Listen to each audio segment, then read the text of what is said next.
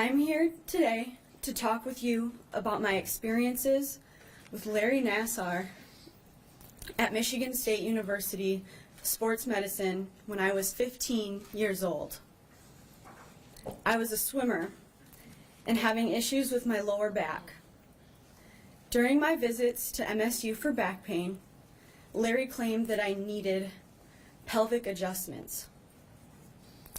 He would have me lie on the exam table, face up, and place my legs open like you would during a vaginal exam, but without stirrups.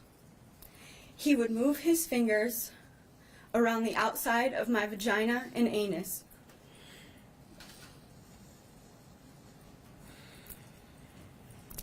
Then he would insert his fingers into my vagina and move them around inside of me, as well as move his fingers in and out. While his fingers were inside of me, he would also apply pressure with his other hand to the outside of my lower abdomen and massage the inside and outside of my vaginal area. This happened visit after visit. Saying this out loud to you is extremely uncomfortable for me, and I'm sure for everyone who is listening. It is supposed to be uncomfortable. I would be doing myself and the other brave women here a great disservice by shying away from what is now my truth. As I discover that this invasive treatment was not in the best interest of my health, I cannot help but reflect on the impact the entire treatment plan had during an impressionable time in my life. At the age of 15, I was naive to sexual intercourse and recall pain and embarrassment. I had my mom or dad in the room that, to my humiliation, witnessed this happening, all under the impression that they were taking me to the best available.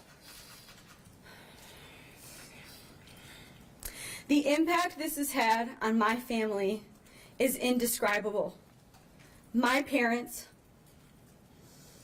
who had my best interest at heart, will forever have to live with the fact that they continually brought their daughter to a sexual predator and were in the room as he assaulted me.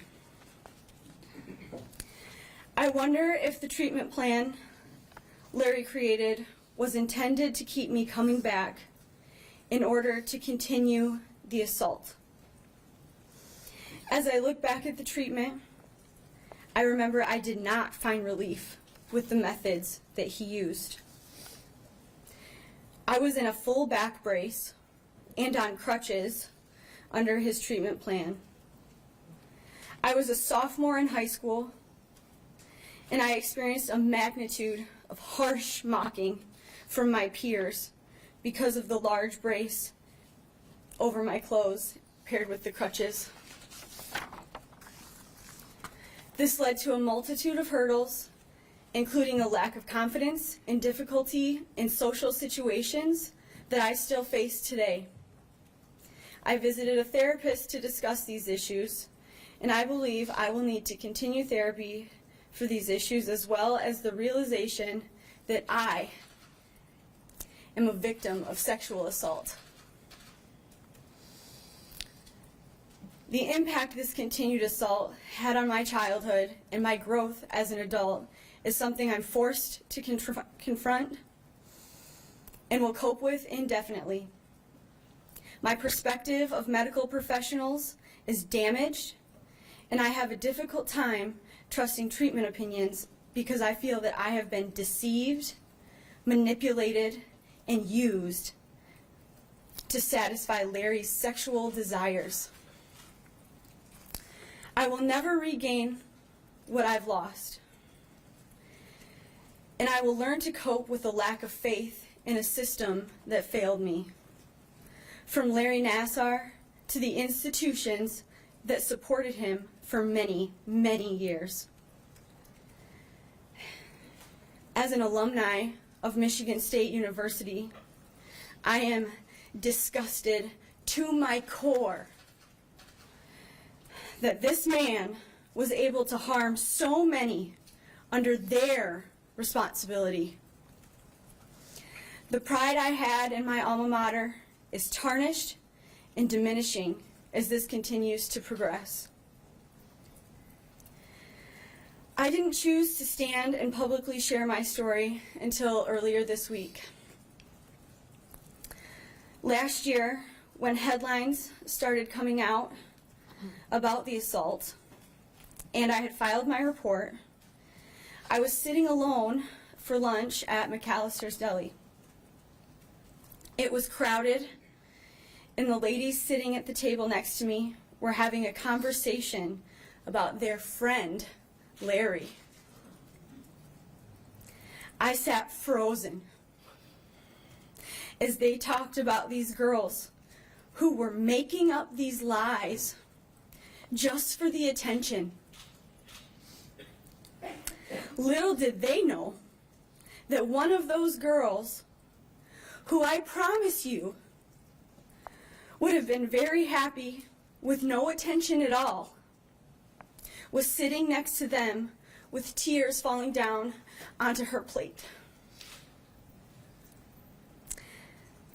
As I stand here today, I am not the woman sitting in McAllister's, unable to find the voice to give these grown women a piece of her mind.